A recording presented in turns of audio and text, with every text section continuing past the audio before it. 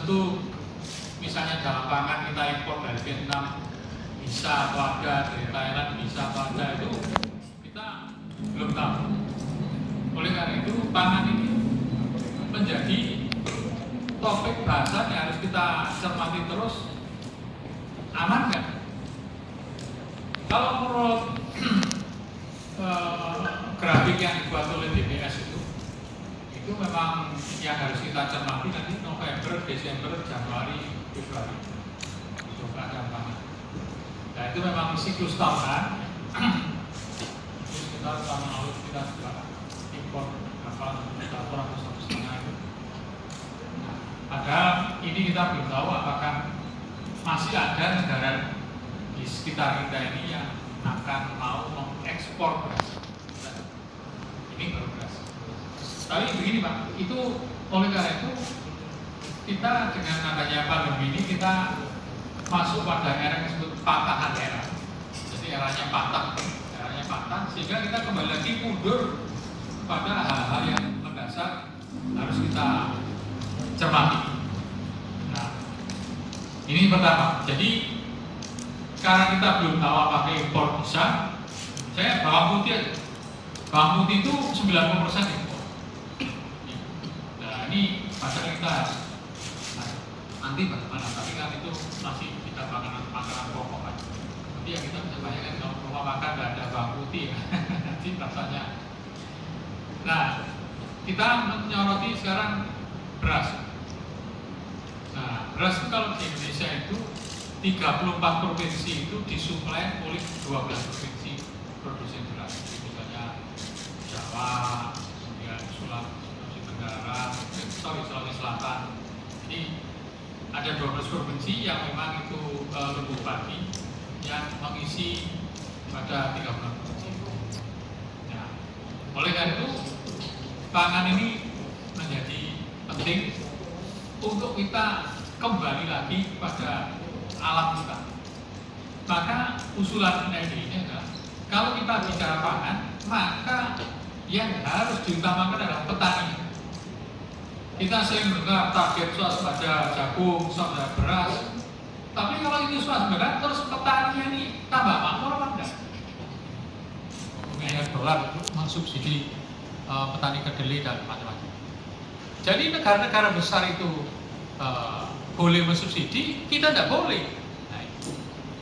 Nah ini kita harus ada sebuah political will ya, kemauan politik untuk menjadikan petani itu subjek. Nah,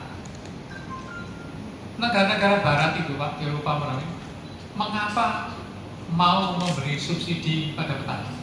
Ini Pak, ini yang menarik. Bukan karena untuk pertanian laku, bukan, sama sekali keliru. Jadi mereka subsidi petani itu ya petani, karena mereka tidak menanamkan suatu nilai kepada generasi penerusnya. Ya, sejak dulu, sejak tahun 1930, bahwa seseorang itu untuk memanen harus nanam dulu. Itu filosofi itu Pak, yang tidak dipertahankan ya, supaya pertanian tetap ada itu untuk menunjukkan kepada generasi penerusnya. Terus jadi kamu kalau ingin sesuatu harus berupaya.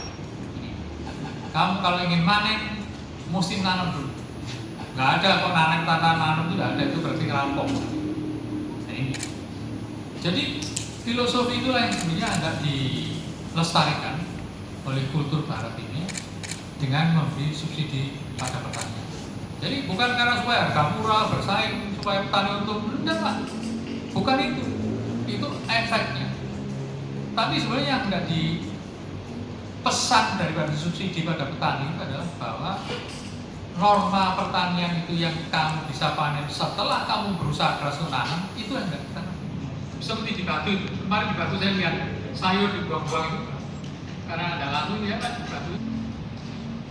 Aman dapat begini Pak, kalau beras tentu ada ya semua, cuma itu tadi kebutuhan beras. Jadi kalau sekarang ini kan April Maret kemarin panen raya Pak ya, jadi stok beras kita ditambah stok bulog itu masih aman sampai.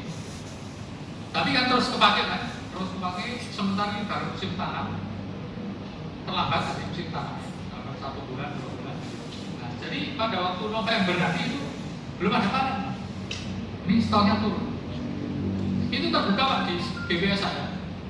Jadi memang masa kritis kita pangan kita itu adalah November, Desember. Nah, ini tinggal bagaimana cara mengatasi, ya, yang penting kita percayakan. Tentu saya kira pemerintah bisa mengatasi, cuma kita diberitahu cara mengatasinya bagaimana. Nah, kita diberitahu karena semua data itu transparan semua. Jangan lupa subscribe ya.